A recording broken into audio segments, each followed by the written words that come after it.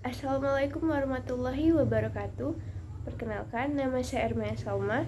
Saya mahasiswa Politeknik Negeri Sriwijaya, jurusan D3 Akuntansi. Di sini saya akan membahas mengenai karya ilmiah yang telah saya buat, yaitu makalah yang berjudul Pengantar Akuntansi.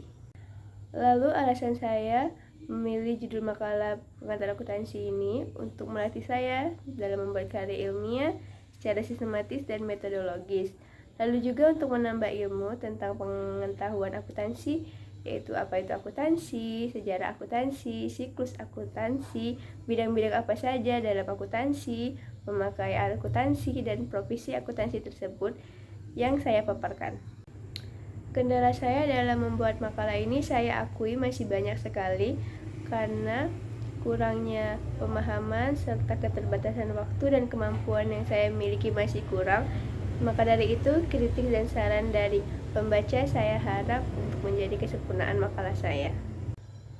Secara umum, akuntansi adalah suatu proses mencatat, meringkas, mengklarifikasi, mengolah dan menyajikan data transaksi, serta berbagai aktivitas yang berhubungan dengan keuangan, sehingga informasi yang tersebut dapat digunakan oleh seseorang yang ahli di bidangnya dan menjadi bahan untuk mengambil suatu keputusan.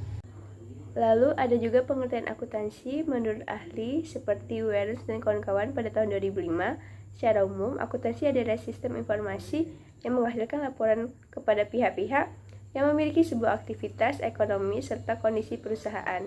Akuntansi di dunia mulai diperkenalkan oleh Luca Pacioli melalui bukunya yang berjudul Summa de Arithmetica, Geometrica, Professione et Professionalita.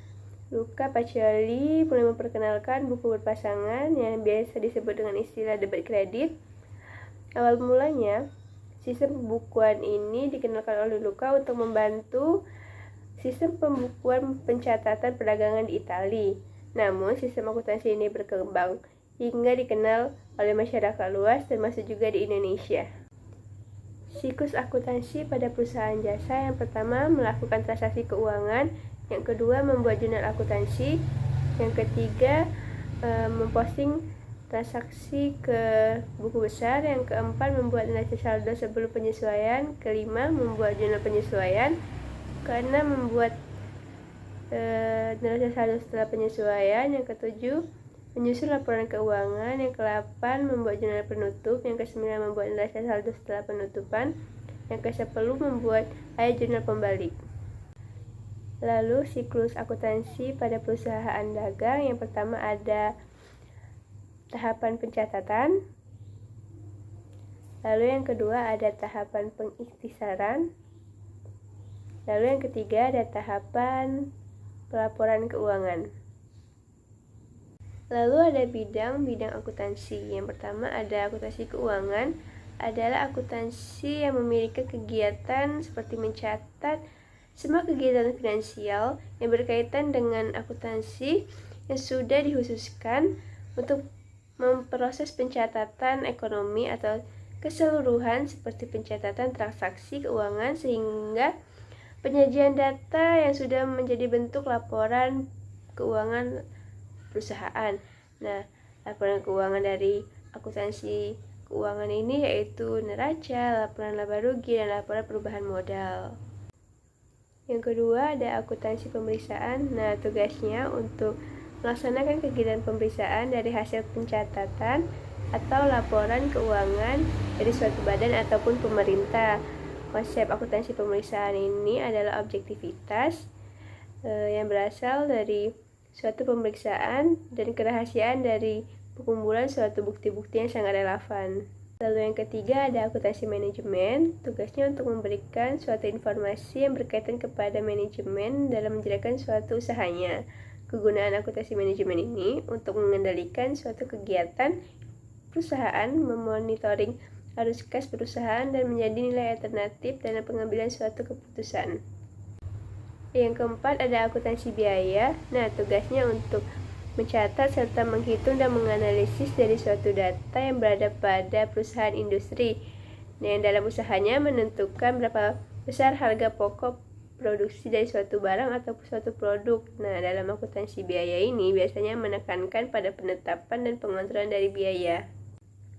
Nah, yang terakhir adalah akuntansi perpajakan, bagian yang mempersiapkan data yang akan digunakan untuk perhitungan pajak dari suatu perusahaan. Nah, salah satu bidang akuntansinya yaitu menekankan pada suatu masalah pajak yang wajib dibayar oleh suatu perusahaan ataupun yang akan dibayar oleh perseorangan pada pemerintah.